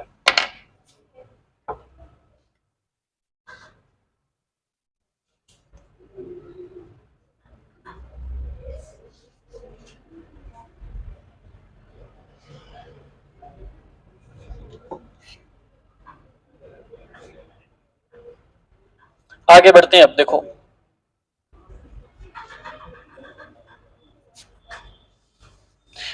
एक प्रश्न लिख रहा हूं मैं, अभी ध्यान देना। थोड़ी देर पहले मैंने जो बात बताया ना उसी बेस पे क्वेश्चन लिख रहा हूं। ये चीज समझ नहीं है बेटा क्या? वैसे किया आपने जैसे मैंने बताया, 2 का भाग, 3 का भाग डायरेक्ट वैसे कर लिया था, वैसे सही आया था क्या आंसर? कितना आया था? कितना? 34 0 32 72, ये आ रहा था क्या? कोई गुणा गलत हो गया होगा, हो सकता है। इसके अंदर देखो, मैं दोबारा बताता हूँ, ये मैं बार बार बताता रहूंगा आपको, अभी नहीं समझ आए तो आगे चल करके वो चीज तो आई है आपको, जिससे पहले 2 का फिर 2 का ऐसे करके तो कर ही लोगे ना। लॉन्ग मेथड जो आपका है उससे तो आप कर ही रहे हो, वो तो तरीका आता है आपको, वो बताऊं मैं दोबारा? राजेश बता भाई, वो तरीका आता है क्या? इसको इसके अभाज्य गुणनखंड करने आते हैं क्या सभी के? कैसे बताओ, पहले किसका भाग दें? ये अभाज्य गुणनखंड का मतलब क्या पता है? अभाज्य गुणनखंड का मतलब है कि जिन संख्याओं का आप भाग दे रहे हो ना उनके टुकड़े नहीं होने चाहिए, ठीक है ना। 8 के तो हो रहे हैं, ये अभाज्य गुणनखंड नहीं है, तो एक मैंने ट्रिक बताई आपको तो इसका जल्दी उत्तर निकालने की, ठीक है। तो वास्तविक तरीका तो इसका क्या है, देखो मैं बता देता हूं आपको, आप एक शर्माते बहुत हो, बोलते नहीं हो आप। 96, 136 और 504, आपने सबसे पहले किसका भाग देना है? 2 का। क्या आएगा बोलो? 48। 2 का भाग दोगे तो, फिर 2 का भाग दोगे तो 200, फिर 2 का भाग दो 24, फिर 2 का भाग दो, फिर 2 का भाग दो 100, फिर 2 का भाग दो 12, फिर 2 का भाग, फिर 2 का भाग, फिर 2 का भाग, इसमें तो जा रहा है, इनमें नहीं जा रहा तो सेम संख्या लिखते जाओ, फिर 2 का भाग 3, इधर जा नहीं रहा, इधर 63, फिर 3 का भाग दो 1, 17 में जाता नहीं, फिर 21, फिर 3 का भाग दो 1, फिर 17, फिर 7, फिर 7 का भाग दो 1, इधर 17, इधर 7 एकम 7, फिर किसका भाग दो, तब जाके सभी में 1 आएगा। तो फिर इनको गुणा करना पड़ेगा, और जब गुणा करोगे तो क्या आएगा? वही जो आपने निकाला, बड़ा सा आंसर निकाला अभी। तो वो तो तरीका है ही, लेकिन मैंने आपको बताया था कि आप सभी में 2 का अभाज्य संख्याओं का भागना है दे करके, आप इनको कैसे कर सकते हैं। बेटा ये चीज नहीं समझे तो आगे फिर मैं करूंगा, आगे और ऐसे मौके बहुत सारे आएंगे जब मैं ऐसे बताऊंगा आपको, तो आप सीख लोगे।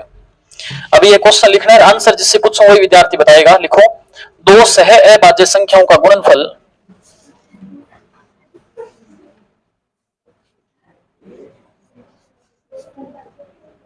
क्वेश्चन मैंने सामने लिखा है बेटा, देख लो इधर, अगर आपको मेरी भाषा समझ नहीं आई हो तो। दो सह अभाज्य संख्याओं का गुणनफल 945 है। क्या है गुणनफल? 945 हो तो 945 हो तो जिससे पूछो आंसर बताएगा। दोनों संख्याओं का क्या ज्ञात करना है? लघुत्तम समापवर्तक क्या होगा? ऐसे है, मैंने प्योर हिंदी में लिखी है सारी बातें।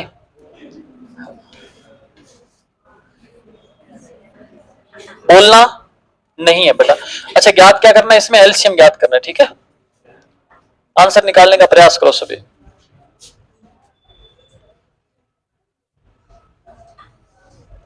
अभाज्य संख्या को अंग्रेजी में क्या बोलते हैं?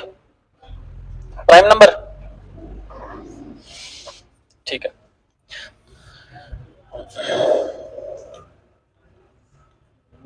द प्रोडक्ट ऑफ टू को प्राइम नंबर इज 945। इंग्लिश की क्लास लगती है ना आपकी, आने लगी हुई अंग्रेजी आपको। क्या फाइंड करना है आपने? एलसीएम। अच्छा, किस किसने आंसर निकाल दिया इसका? आंसर किस किसने इसका निकाला है अभी? ऑप्शन दो इसका, ऑप्शन लिख लो। अरे ऑप्शन देने का मतलब, मेरा उद्देश्य पता क्या है? मुझे इसका आंसर चाहिए ही नहीं। मेरा उद्देश्य क्या है, मैं क्या जानना चाह रहा हूं? मैं अभी ये जानना चाह रहा हूं कि थोड़ी देर पहले मैंने आपको जो बात बताई है, क्या उस बात को आप पकड़ पाए हैं? हाँ, यही बात मैं जानने का, मुझे इसके उत्तर से क्या लेना देना बताओ, मेरे को क्या करना है इसका उत्तर निकलवा के? मैंने अभी थोड़ी देर पहले आपको क्या बात बताई थी? मैंने आपको क्या बात बताई थी? सुनो ध्यान से, ध्यान दो, अभी सभी ध्यान दो।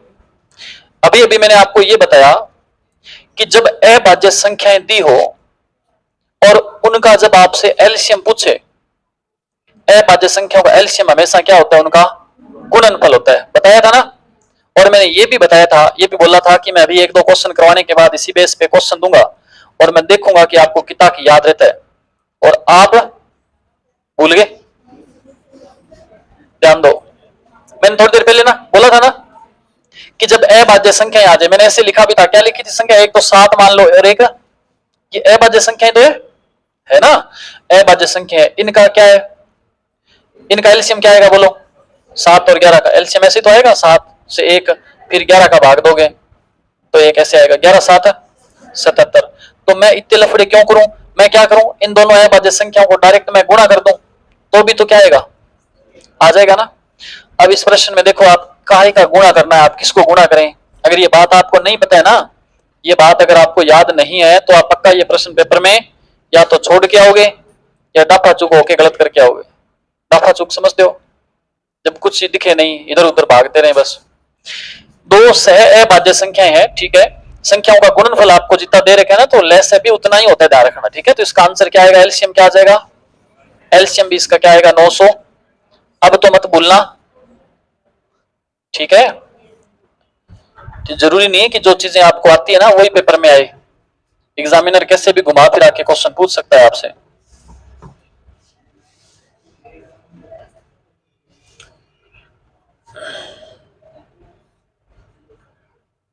एक और लिखो इसी बेस पे क्वेश्चन। अरे ये बात समझ आ गई क्या आपको? भी इस बेस पे एक और क्वेश्चन दूं, कर दोगे आप? आप अगर ये चाहो कि मैं सेम ऐसा क्वेश्चन और दे दूं तो ऐसा तो पॉसिबल है नहीं। मैं फिर थोड़ा सा क्वेश्चन को घुमाने का प्रयास करूंगा। आप अपनी बुद्धि का इस्तेमाल करके और उस घुमावदार चक्रव्यूह से बाहर निकलने का प्रयास करेंगे सभी। लिखो, देखो ए और बी दो ऐसी अभाज्य संख्याएं हैं। ए और बी दो ऐसी अभाज्य संख्याएं हैं। कैसी? ऐसी अभाज्य संख्याएं हैं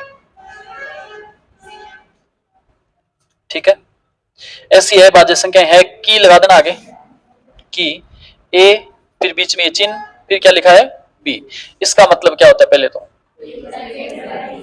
इसका मतलब होता है जिस तरफ मुंह खुला है ना वो संख्या क्या है, बड़ी है, और जिस तरफ मुंह बंद है वो संख्या क्या है, छोटी है। ये ध्यान रखना पूरी गणित के अंदर, इसका मतलब ये रहेगा चाहे टॉपिक कौन सा भी हो। फिर क्या है, उनका एलसीएम 209 है और इनका एलसीएम क्या है, 209 है। तो एलसीएम 209 हो तो ए स्क्वायर माइनस बी बराबर क्या होगा, ए स्क्वायर माइनस बी बराबर, गुरुजी इतना औखा प्रश्न टाबरा मारना करेगा, इतने इतने मुश्किल प्रश्न पेपर में थोड़ी आते हैं। 5-6 ऐसे विद्यार्थी हैं जो आज ही क्लास में बैठे हैं मैथ की, वो कहेंगे वो मास्टर तो पागल हो गया, गलत जगह फंस गया आगे हैं। अब मैं एंटीना बना बना के वैसे 2 का भाग दिलाता रहूं, 3 का भाग देते रहो, गुणा करते रहो, तो ऐसे प्रश्न पेपर में तो आते नहीं। पेपर में तो जो मैंने आपके सामने लिखा ऐसे प्रश्न आते हैं, और सिलेक्शन भी तभी होगा जब ऐसे प्रश्नों को सही करके आएंगे, होगा ना। जो का प्रश्न सारे देख के छोड़ के भाग जाए, बे प्रश्न आप सही करांगा जल्दी तो सिलेक्शन होगा।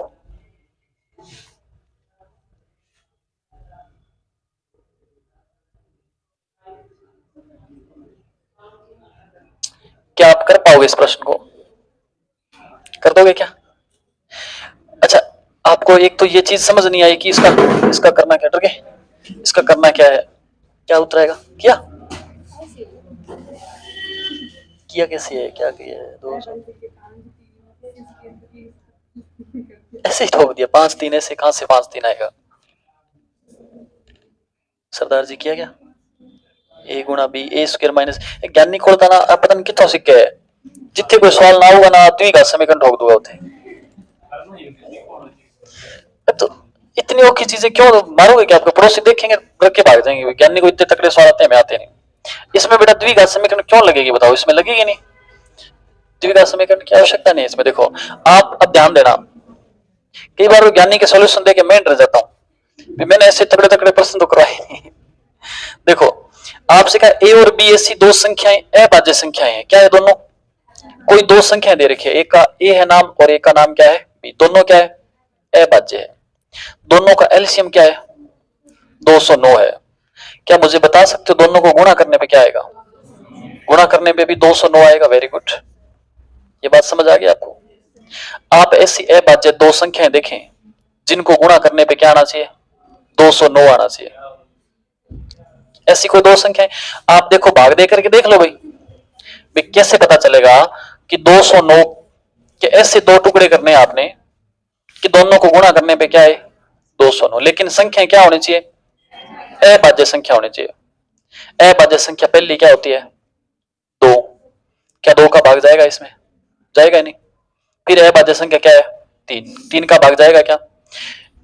अच्छा, भाजकता के नियम तो पता है ना, 2 का भाग उसी में जाएगा जिसके लास्ट अंक या तो 0, 2, 4, 6, 8 इतना ही हो, तो 2 का भाग जाए। 3 का भाग जाएगा जिन अंकों के योग में 3 का भाग जाए, तो अंकों का 9 और 2 और 0 कितने 11, 11 3 के परे में आता है क्या, तो इसका मतलब 3 का भाग भी, 4 का भाग तो देखो एक ध्यान रखना, ये विषम संख्या है तो 4 का भाग इसमें नहीं जाएगा। 5 का भाग उसी में जाता है जिसके लास्ट में या तो 0 हो या 5 हो, तो 5 का भाग भी, 6 का भाग भी, 7 का भाग देखो देके जाएगा क्या, नहीं जाएगा। 8 का भाग भी, 9 का भाग भी, 10 का भाग भी, 10 का तो उसी में जाएगा जिसके लास्ट में 0 है नहीं तो जाएगा नहीं। 11 का भाग दे करके देख लो, 11 का भाग दोगे तो कितना आएगा, 11 का भाग दोगे ना 209 में तो कितना आएगा 19 आएगा। इसका मतलब क्या है, दो संख्याएं पता चल गई हमें, कौन सी, एक तो 11 और एक 19। चाहे तो आप 11 और 19 का एलसीएम ले लो तो भी क्या आएगा 209, चाहे आप 11 और 19 को गुणा कर दो तो भी क्या आएगा 209। अब हमारे जीवन में दूसरी समस्या ये आई कि इसमें से ए कौन सा है बी कौन सा है, तो आपको यहां इसीलिए ये दिया था कि जो बड़ी संख्या है वो तो क्या है ए है, जो छोटी संख्या है वो क्या है बी है। तो बड़ी संख्या बताओ क्या है 19 है, और छोटी संख्या है और छोटी संख्या क्या है 11 है। आपने करना क्या है, समीकरण रखो, ए की तो क्या करनी है स्क्वायर करनी है, बी के साथ कोई छेड़खानी। अब आपके मन में आ रहा है गुरुजी इंगी स्क्वायर करा लो तो सोरो इंगी करनी औखी है, फिर भी करना पड़ेगा। 19 की स्क्वायर क्या आएगी 300 और माइनस, बताओ क्या उत्तर आएगा है, ये आंसर आएगा इसका 350। बताओ सही था क्या आपका, वेरी गुड। किस किस का सही था, एक का ही सही था। ओके, अरे टफ तो नहीं है ना क्वेश्चन ये, मैं नहीं चाहता, देखो मुझे पता है कि मैं ऐसे क्वेश्चन कराऊंगा, हो सकता है कि आज नए बच्चे बैठे हैं क्लास में 5-6, तो कल हो सकता है वो क्लास में बैठे नहीं कि गुरुजी का के पढ़ावा समझ ही को नहीं आया, तो लेकिन पेपर में बेटा प्रश्न ऐसे ही आते हैं, इसलिए आपको इन प्रश्नों को समझना ही पड़ेगा, दिमाग पे जोर डालना पड़ेगा थोड़ा, ठीक है, क्योंकि हमें सिलेक्शन करवाने के लिए पढ़ना है, हमें मैथ सीखनी नहीं है, कोई और किसी काम शादी में तो है नहीं कि जाएंगे कहीं वहां पूछेगा भाई बता 2 को पढ़ो, मैथ कहाँ काम आएगी, मैं पेपर में ही तो काम आएगी, और पेपर में जब सवाल नहीं आएंगे तो फिर मैथ सीखने का मतलब क्या हुआ। तो सीधे सीधे मैं बता रहा हूँ ऐसे प्रश्न एलसीएम एचसीएफ के पेपर में मिलेंगे, ऐसा नहीं आएगा कि 300 और 500 और 800 का एलसीएम बताओ, ठीक है। लिखो और क्वेश्चन लिखो।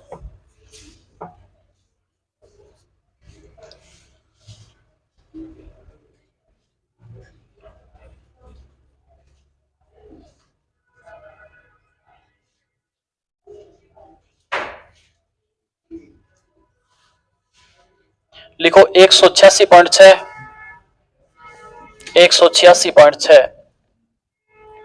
लिख दिया, बिना देखे लिख दिया आपने। वह 373.2 का एलसीएम क्या होगा, का एलसीएम क्या होगा है, किसने बताया, आपने एक नाम सुना क्या, बोंदल गया, सुना है क्या, इसका मतलब क्या होता है? अब चेंज हो गया आंसर, मुकेश तूने भी वही बताया पहले। अच्छा देखो, मैंने तो एलसीएम पूछा था ना, हाँ ध्यान दो बेटा देखो। अच्छा इसको हल करें तो कैसे करें, पहले आपको हल करने का तरीका बताऊं क्या, दशमलव वाली संख्या आ जाए तो कैसे हल करेंगे, बताना है क्या है? वैसे तो हमें ऐसी संख्या देखनी है, वैसे तो हमें बुद्धि लगानी है थोड़ी सी अपनी, और हमें ऐसी कोई संख्या देखनी है उस संख्या में इसका भी भाग पूरा पूरा जाए और इसका भाग भी पूरा पूरा जाए, तो ये तो हमें कन्फर्म हो गया कि वो संख्या इससे छोटी तो नहीं हो सकती, अगर इससे छोटी होगी तो इसमें भाग इसका जाएगा नहीं। मान लो मैं 2 संख्या लिखता हूं, एक क्या लिखता हूं 2 लिख दिया और 1 लिख दिया 5, तो इसका मतलब क्या 2 का भाग और 5 का भाग दोनों का भाग जाना चाहिए, तो क्या 5 से छोटी कोई संख्या उसमें चला जाएगा भाग, नहीं जाएगा ना। तो फिर देखो थोड़ा सा मैंने देखा, इसको मैंने 2 से गुणा किया, ऐसे ही किया मैंने, आपको गुरुजी इसका क्या तरीका, तो आप जब कैलकुलेशन करने लग जाओ खूब सारी, तो इसमें जब आप 2 का गुणा किया तो आपको कितना है बताओ 373.2, इसका मतलब अगर मैं इनका एलसीएम क्या मान लूं 373.2, तो 373.2 में इसका भी भाग जा रहा है और इसका भी भाग जा रहा है ना, दोनों का भाग जा रहा है, तो एलसीएम क्या आ जाएगा 373.2 आ जाएगा। ऐसे ये कोई तरीका थोड़ी हुआ सवाल करने का, कोई तरीका है क्या, ये कोई तरीका नहीं है, ये आपकी प्रखर बुद्धि का नतीजा है कि आप ऐसे आंसर निकाल सकते हो, लेकिन आपकी प्रखर बुद्धि अभी आप ऐसे डर रहे हो कि ये बुद्धि हम अभी यूज कर लें, ब्रह्मास्त्र कभी हो सकता है कोई बड़ा युद्ध वहां काम आ जाए, तो इसलिए आप उसे यूज नहीं करे, है तो सभी के पास, ऐसी नहीं बात नहीं है आपके पास नहीं है। तो फिर आपको दूसरा तरीका बताता हूं, देखो एक संख्या 186.6 और दूसरी संख्या क्या है, ये है हमारे पास, कैसे करें देखो, आप एक बार दशमलव को भूल जाओ, दशमलव को भूलोगे तो क्या आएगा 1866, इधर भी दशमलव को भूल जाओगे तो क्या आएगा, अच्छा 373 है क्या, 373, अच्छा 3732 आएगा। अब आप क्या करो, भाग दे दो, बस वही शुरू हो जाओ, है ना, 2 का भाग 2, 3 का 2 देते रहो, 2 चलो मैं साथ में लगता हूं आपके, 9 दूनी 18, 933, इसमें भाग देंगे तो अरे 1866 आएगा, अभी भी तो बताया 2 से गुणा करने पे आता है ना ये, तो 2 का भाग देंगे तो भी यही तो आएगा, वापस गुणा कर दो ये आ जाएगा। गुरुजी के बताने लग रहे होते। फिर 2 का भाग दो, इसमें तो जाएगा नहीं, 933 का 933, लेकिन इसमें 900। अब जब दोनों सेम है संख्या तो 3 का भाग क्यों दें फिर हम, 933 से मामला सलट रहा है ना, तो 933 का भाग दे दो सीधा। ठीक है। अरे ये भी एक सोचने वाली बात है कि मैंने संख्या लिख दी देखो 6 और फिर क्या लिख दी 6, दोनों सेम संख्या है ना। अब मैं पहले इसमें 2 का भाग दूं तो 3 आएगा, इधर भी 3, फिर मैं 3 का भाग दूं तो 1 आएगा और 1, इनको मैं गुणा करूंगा 3 दूनी 6, तो मैं सीधा 6 का ही तो भाग दे दूं, इधर है 6 कम 6 कम 6 कट है ना दोनों। ठीक है, तो ऐसे मैंने इधर 933 था तो 933 का ही भाग दे दिया सीधा। ठीक है, मैं देने को पहले 3 का भाग देता तो 311 ऐसा कुछ आता, फिर मैं हो सकता है और 311 के देना पड़ता। अब क्या करो, इनको गुणा कर दो गुणा, गुणा करेंगे गुरुजी 3732 आएगा, आएगा ना।